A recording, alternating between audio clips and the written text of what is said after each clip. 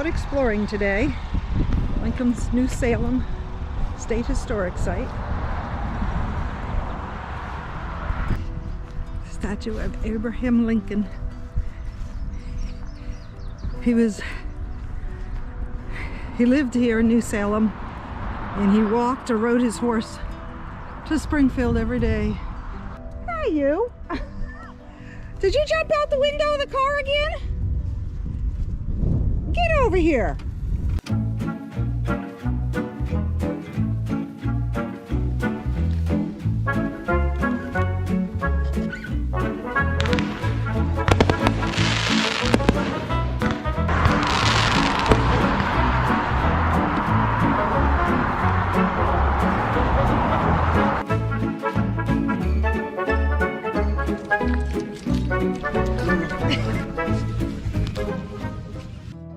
This is Lincoln's New Salem Visitor Center. Let's go check out the statue over here.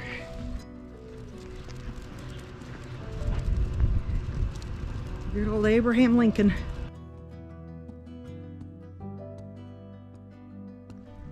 Abraham had several jobs. He was a surveyor. Oh yeah. He was a bartender. Yes. And he was a lawyer. Oh, he also worked in the general store. And he worked in a general store, yes. There is no fee to come in, but they do have a donation box if you wish to donate. They're appreciated. Village entrance. This is the whole little park here.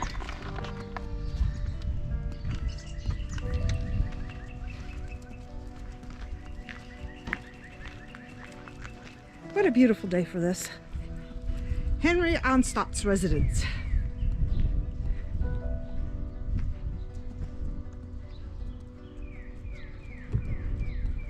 You don't need to go up on the porch. Come on, let's go. I'm a dog person. I like my little doggy. All kinds of new smells. Down to my little dog now, so. That's so cool. I keep trying to heat it up, but Not working. not working at all. Well, welcome to the Henry Onstott house. Mr. Onstott was the village cooper. He made the barrels, he made butter churns, he made buckets, he made wash tubs, all of that kind of thing.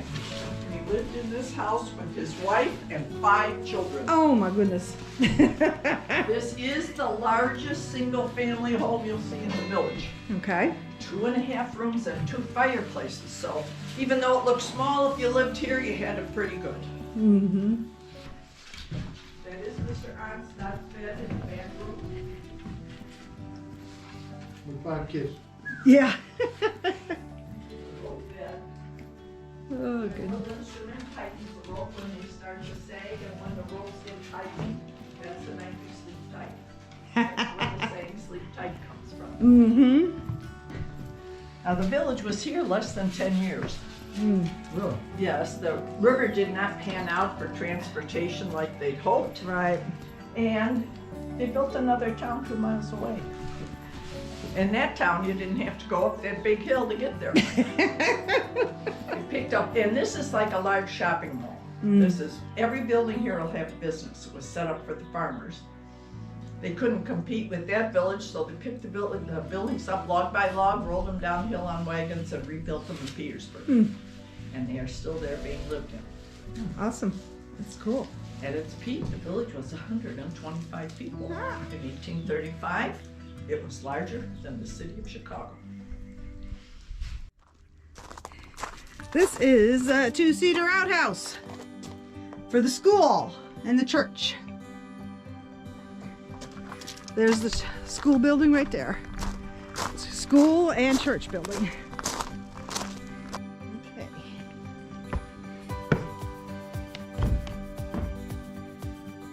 Not very big.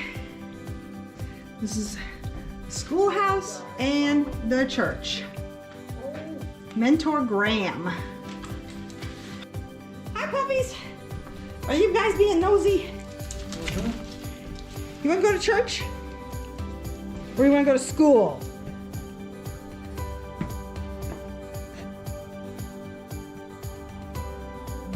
a ladder that goes up to the loft.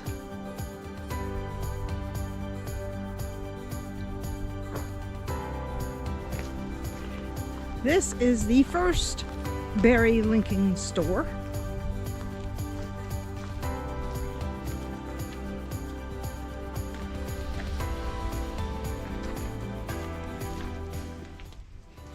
Hello. Well, hello, how are you? Good. How are you all doing? Not too bad. Welcome. This is a replica of the first store that Mr. Barry and Mr. Lincoln owned. Okay. It's a general merchandise store, and they're not selling much in the way of food or clothing here. It's all manufactured goods from all over, and it's primarily for the farmers. Once they built that mill down at the bottom of the hill, every farmer for 50 square miles is coming there to get the grain ground. And what better place to put a store? So this town literally grew up like mushrooms after a spring rain as soon as they built that mill. And it's quite going concern. It's got a cooperage, it's got a blacksmith shop, a hat maker, cobbler, and more of a cobbler than a shoemaker. Couple of doctors and 2 or 3 stores that are up here. But nobody's farming on the hill. Right, yep. This is like an 18th century strip mall. Everybody's selling goods and services. For the farmers who are coming in to get the grain ground and then come to town to get the things that they need. And the things that they need are not all that surprising. The women are making most of the clothes. And so they're coming to the store to buy the things they need to do that. Carding paddles, needles, thread, thimble. The thread that they're getting is factory thread from New England. And they'd be selling fabric, but the cloth is expensive. And when you're making your own cloth out of flax, making linen, and making wool, then you only buy gingham or jean material for something really special. Because it is really expensive. But you can get buttons and ribbons and all kinds of things here. Also dishes, all the things you need to run a household. You can get everyday crockery, or you can get fancy dishes for Sunday. That blue and white patterned china up there comes from England. It's bone china, shipped to us in barrels. And those grinders up there on the top row come all the way from Germany. So everything's traveling by water. Everything's traveling by water. From the East Coast, it's coming down the Ohio, from Pittsburgh, and from all over the rest of the world, it's going to New Orleans and then up the Mississippi to St. Louis. From St. Louis over to Beardstown on the Illinois River. And then it's 20 miles to there. Barry and Lincoln take a wagon 2 or 3 times a year over to Beardstown, fill it up with goods they knew the farmers wanted, bring it back and sell it to the farmers on credit. And so when the farmers had a good year and their cash crop came in, they'd come in and they'd pay their bill and the stores would do okay. But if the farmers have a bad year, everybody has a bad year. Everybody does. Some things don't change. Nope, they don't.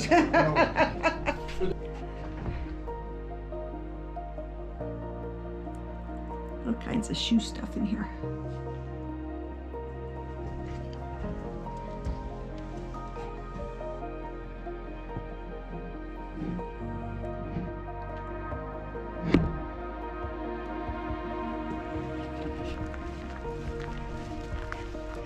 Look, they're walking nice. They're getting tired.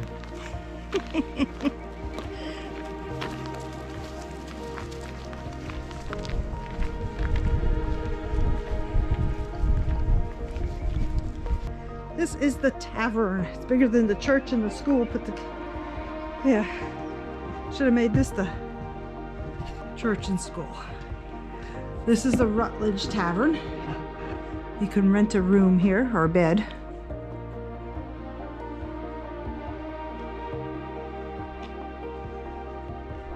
There's an inn, like a bed and breakfast, I guess. And then this was the tavern part.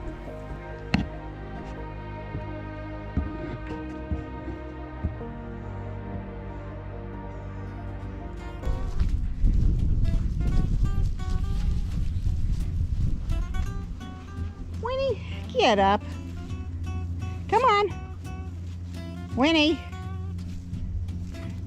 Let's go. What are you doing? Ay, ay, ay. All right, this is the campground and picnic area of New Salem State Historic Site. We'll drive through the campground real quick just to give you an idea what it's like. Very affordable, $20 a night, and you have electric, no water, no sewer, but there is spigots all throughout the campground, and there's a dump station.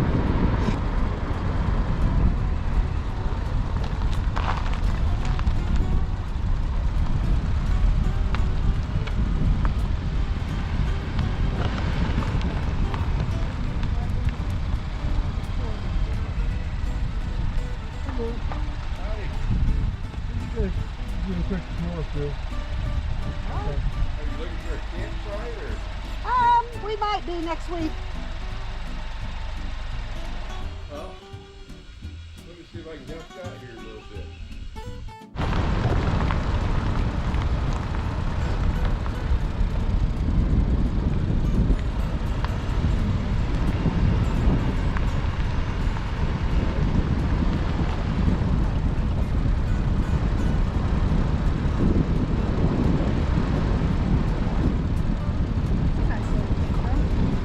Two bathhouses.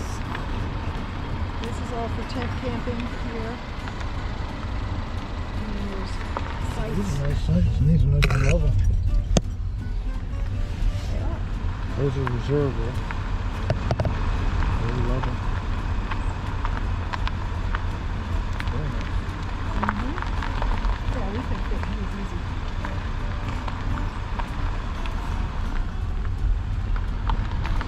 I can do this for this one. Well, we've been over a year and 2 months, and this is the first hailstorm we've had. At first we thought it was nuts being dropped off the tree. But it's hail. You can see it out there in the open field, or I can see it.